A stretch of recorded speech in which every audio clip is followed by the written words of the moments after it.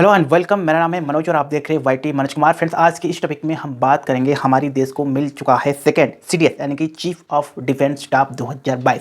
Friends, चीज़ों को समझने के लिए उससे पहले थोड़ा हम हिस्ट्री के बारे में बात करेंगे।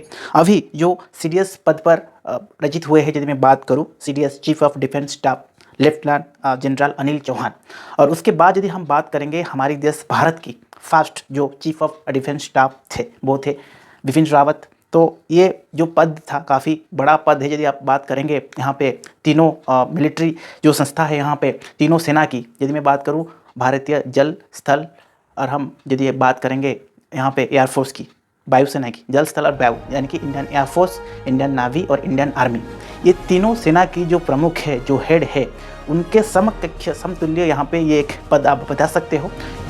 वो तीनों जो हमारी, जैसे मैंने बताया, आर्मी, नेवी, एयरफोर्स, जो तीनों सेना की प्रमुख है, हेड है, उनके साथ कोऑर्डिनेट करके काम करना है सीडीएस, जो कि चीफ ऑफ डिफेंस स्टाफ है, जो कि अभी लेफ्टिनेंट जनरल अनिल चौहान जी ऑलरेडी हो चुके हैं। तो इससे पहले मैं बता दूं फ्रेंड्स कि बिपिन रावत जी के बारे में हम बात करेंगे, यदि हम उनके थोड़ा पीछे जाएंगे, जो कि हमने इसी चैनल में इसका अपडेट भी किए थे, वो काफ़ी दुखद भरा बात था। यदि मैं बात करूँ, यहाँ पे हम फर्स्ट सीडीएस थे जो कि 15 अगस्त 2019 को पीएम मोदी ने इसके बारे में अनाउंस किए थे। उसके बाद 1 जनवरी 2020 को फर्स्ट सीडीएस मिला था हमारे देश भारत को।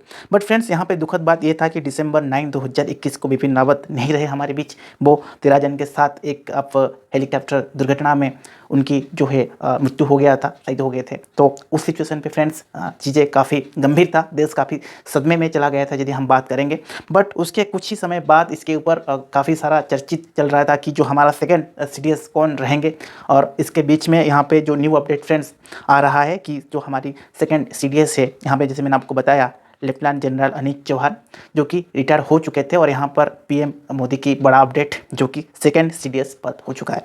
तो यहाँ पर और एक बड़े बात सामने आ रहा है फ्रेंड्स कि बिपिन रावत जो कि उत्तराखंड से बिलोंग्स करते थे, और वहीं पर यदि मैं बात करूँ जनरल अनिल चौहान की, वो भी सेम उत्तराखंड से बिलोंग्स करते हैं।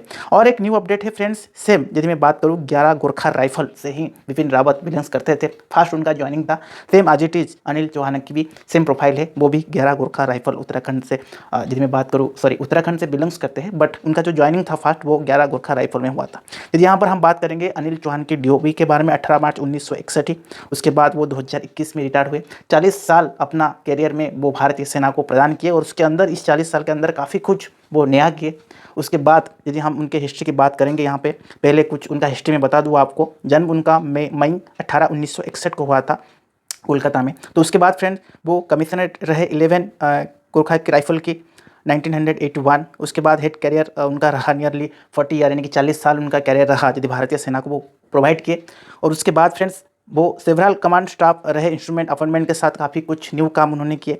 उसके बाद यदि मैं बात करूँ, ईस्टर्न आर्मी की कमांडर ये बने थे मई 2021 की हम बात करेंगे। सर्विस ऑन यूएन मिशन के थे, अलोंग के साथ contributor national security strategy matters में भी इनका योगदान रहा है। तो यदि मैं बात करूँ यहाँ पे अनिल चौहान की, काफ़ी कुछ उन्होंने देश के लिए किए, और उसी सिचुएशन पे रिटायर के टाइम पे, यानी कि 2021 के से बताया कि मई 2021 रिटायर हुए। तो उसके बाद सारे कुछ चर्चित होने के बाद यहाँ पे जो न्यू अपडेट आया कि उनको सेकेंड सीडीएस पद में पदोन्नत ऑलरेडी कर चुका गया है। यदि मैं बात करूँ तो यहाँ पे ये जो रैंक है, देखिए, जो यदि हम बात करेंगे हमारे देश भारत की, बेसिकली इंडियन आर्मी की, तो जो चीफ होते हैं, चीफ उनसे बड़ा जनरल लेवल का जो रैंक है, तो उससे बड़ा रैंक कुछ है नहीं। उसी समतुल्य में इसको सीडीएस की रैंक दिया गया है। तो चीफ ऑफ डिफेंस स्टाफ, जैसे मैंने आपको पहले बताया था कि इनका जो काम है, तीनों सेना की जो प्रमुख है उनके साथ मिलकर काम करना है देश के लिए। और आगे जो भी न्यू प्लानिंग रहेगा, सपोज एयरफोर्स के लिए, नावी के लिए जो न्यू प्लानिंग रहेगा, आर्मी के लिए, वो तीनों सेना के साथ मिलकर बात करेंगे, इंक्लूडिंग पीएम मोदी। तो इनका यही काम रहेगा फ्रेंड्स। तो ये कहीं ना कहीं फ्रेंड्स अपने आप में बड़े बात है। यदि मैं फ्रेंड्स बात करूँ हमारे देश भारत की इंडियन आर्मी की, तो कहीं ना कहीं फ्रेंड देखिए, आर्मी का काफ़ी सारा रैंक होता है। जैसे आपको मैं बता दूँ, पहले तो आप जीडी में जाते हैं तो अलग अलग रैंकिंग का अलग अलग क्राइटेरिया होता है। और यदि मैं बता दूँ फ्रेंड्स, जो जनरल ड्यूटी होता है फ्रेंड्स, तो यहाँ पर 2 तरह की होता है प्रोसीजर। जैसे नॉर्मली आप +2 किए या मैट्रिकुलेशन के बाद +2 कर रहे हैं, फिर ग्रेजुएट करिए, +2 के बाद आप डायरेक्ट जनरल ड्यूटी में भी जो है, जो रैली होता है आर्मी की भर्ती होता है, उस सिचुएशन आप जा रहे हैं, आपका सिलेक्शन हो रहा है, फिजिकल टेस्ट रेटिंग होने के बाद आप ज्वाइन कर रहे हैं, तो वहाँ पे आपको जीडी में, और एंड तक आप रहेंगे तो यहाँ पे आपका जो सुबेदार है, नायक सुबेदार सुबेदार मेजर पद तक आप जा सकते हैं। तो उस सिचुएशन पे कोई बंदा OTA ऑफिसर ट्रेनिंग एकेडमी या IMA इंडियन मिलिट्री एकेडमी के तहत ऑफिस जाता है तो उनके लिए फ्रेंड्स डायरेक्ट जो वो सिलेक्ट होते हैं वो ऑफिसर रैंक में होते हैं, यानी कि डायरेक्ट लेफ्टिनेंट, यानी कि 2 स्टार रहेगा उनके कांधों के ऊपर। उसके बाद धीरे धीरे उनका प्रमोशन होता है। लेफ्टिनेंट के बाद फ्रेंड्स उनका जो होता है सेकंड रैंक आ जाता है कैप्टन की, उसके बाद मेजर, ठीक है, उसके बाद लेफ्टिनेंट कर्नल होते हैं, फिर कर्नल होते हैं, फिर ब्रिगेडियर होते हैं, फिर जनरल होते हैं।